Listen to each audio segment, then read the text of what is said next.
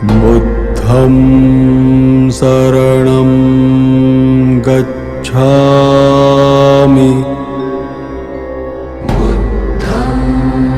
शरणं गच्छामि।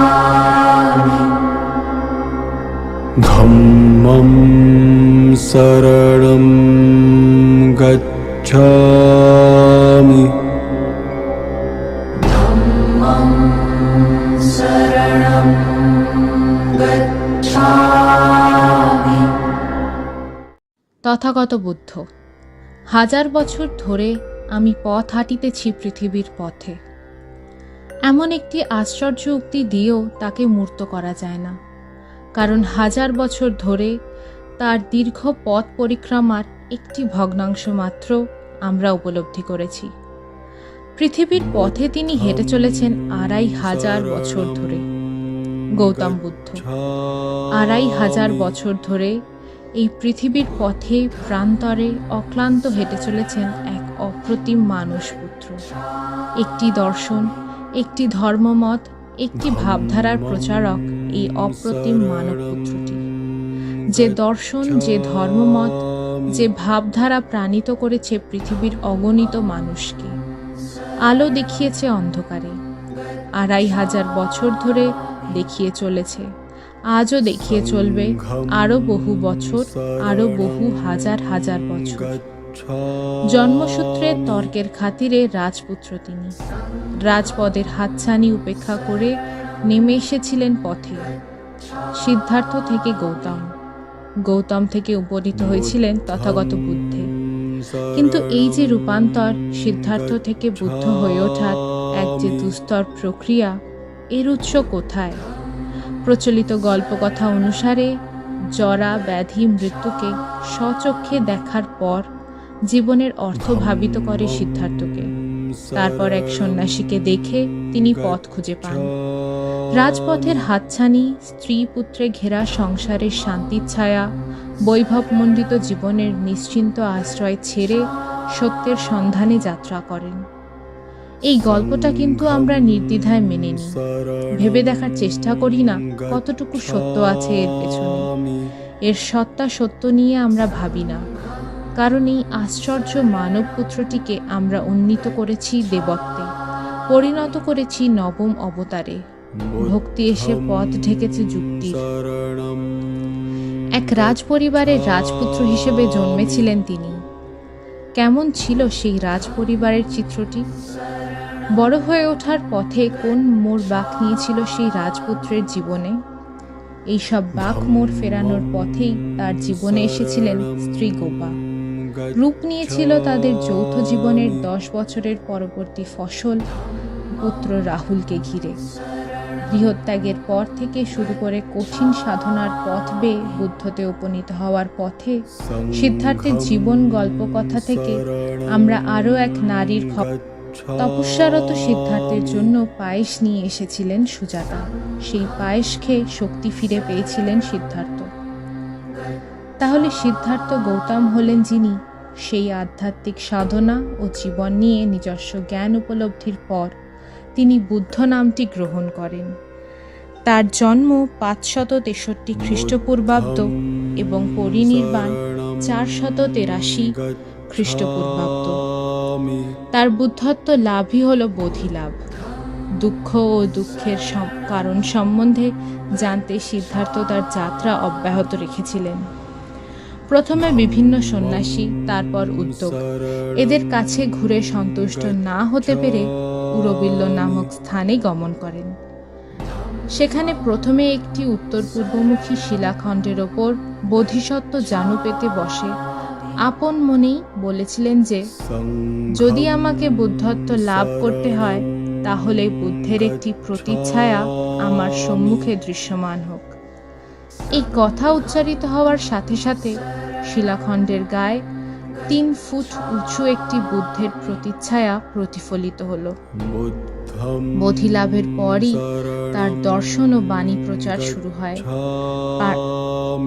প্রায় 250 বছর পরে। তার বাণী প্রচারের প্রথম দায়িত্ব নিয়েছিলেন সম্রাট অশোক। চণ্ডাশোক থেকে ধর্মশোকে পরিণত হয়েছিল। একমাত্র বুদ্ধের বাণীর দ্বারাই এটা সম্ভব।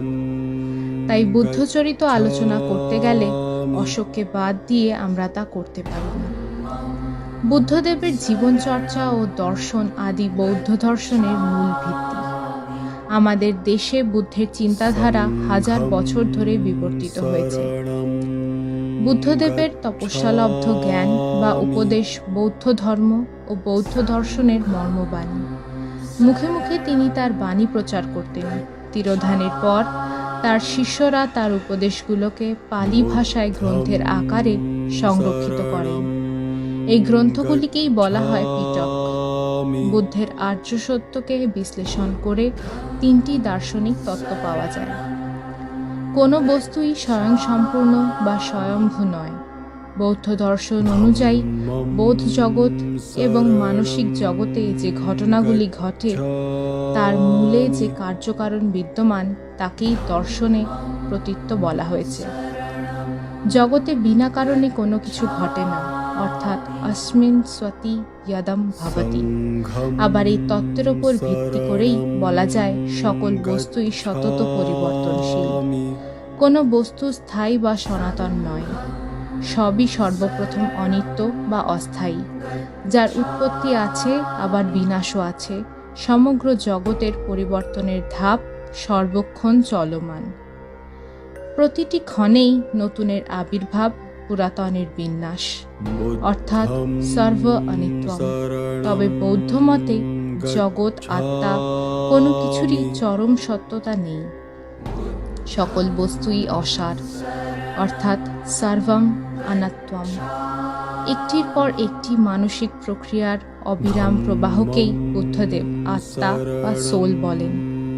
তবে একথা সকলের স্বীকার্য যে বৈদিক সংস্কৃতির ভয়ানক হিংসার বাতাবরণে অহিংসায় আরাধিতা বৌদ্ধ ধর্ম তৎকালীন মানব জীবনে প্রবাহমান দুঃখের কোনো চূড়ান্ত সামাজিক সমাধান দিতে না পারলেও গৌতম বুদ্ধ দুঃখ নিবৃত্তির যে ভাববাদী ধর্মমত প্রচার করেন তা ক্রমে ক্রমে লোকপ্রিয় হয়ে ওঠে এবং তা কেবল ভারতে সীমিত না থেকে তার অনুসারী ভিক্ষুকদের মাধ্যমে ভারতের বাইরে অন্যান্য দেশেও ছড়িয়ে পড়ে।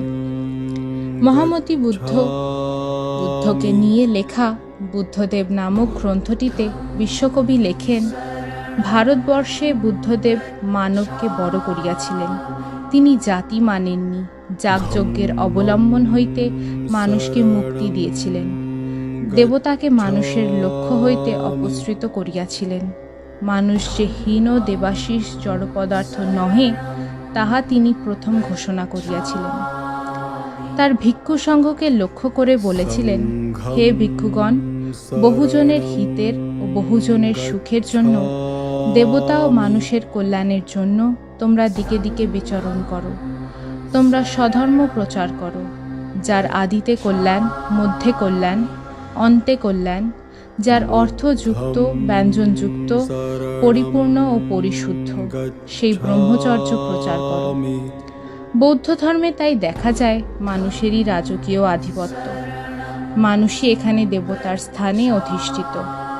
এখানেই যেন বৌদ্ধ দর্শন ও বেদান্তের মেলবন্ধন ঘটেছে। যে বেদান্ত আমাদের শিখিয়েছে আমাদের পূজ্য ভগবানরূপী নারায়ণ নয়, নররূপী নারায়ণ। আজকের হিংসায় উন্মত্ত পৃথিবীতে মানুষে মানুষে, সম্প্রদায় সম্প্রদায়ের, জাতিতে জাতিতে এবং রাষ্ট্রের রাষ্ট্রের ক্রমবর্ধন, হিংসা, বিদ্বেষ, যুদ্ধবিগ্রহ, লোভ লালসা এবং বৈরিতার আবহে হানাহানির মধ্যে মরুদ্যান হয়ে জেগে থাকেন সেই পরম করুণাময় মহামতি বুদ্ধ আর তার গভীর দর্শন। তাই তো এই পুণ্য দিনে সকলের ওপর বর্ষিত হোক বরিশধরা মাঝে শান্তির বাড়ি, বরিশধরা মাঝে শান্তির বাড়ি।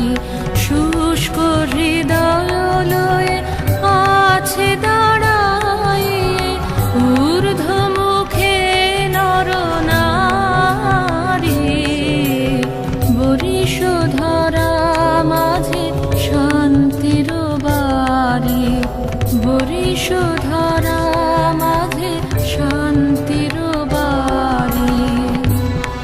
কণ্ঠে সন্নিষ্ঠা ও কলমে জয়তী। ধন্যবাদ।